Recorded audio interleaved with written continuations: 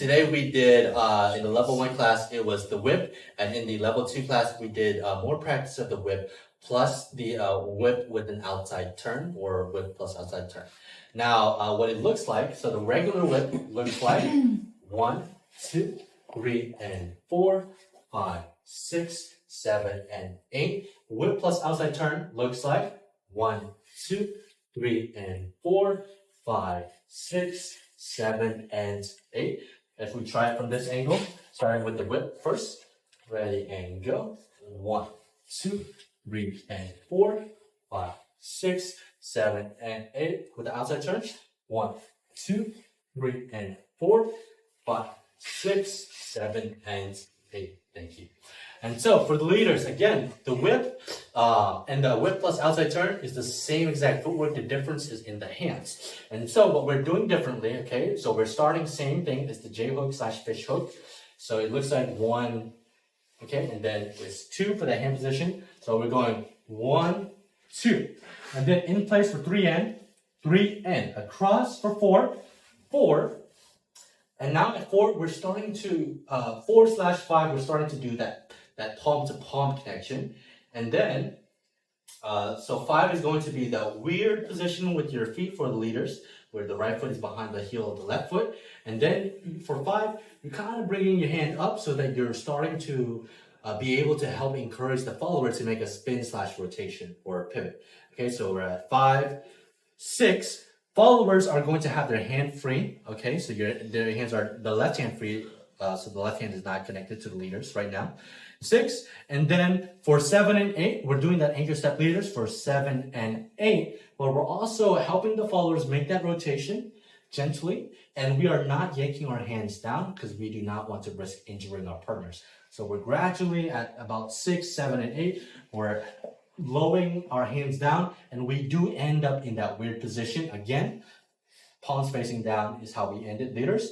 If you want to correct it for your next move, you can just flip it. But if you wanted to, be able to do this 2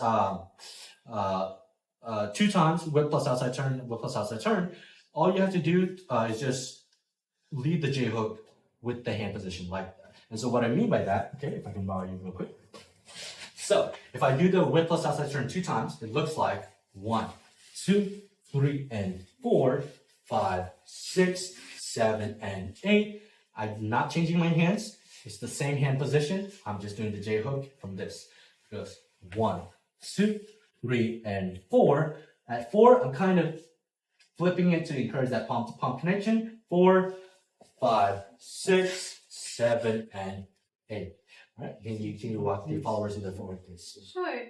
So for us, our footwork is going to stay the same up until about the 6. So we're going to be starting 1, 2, 3, and 4, 5. And then here, we're going to be dropping that left arm to give ourselves some space.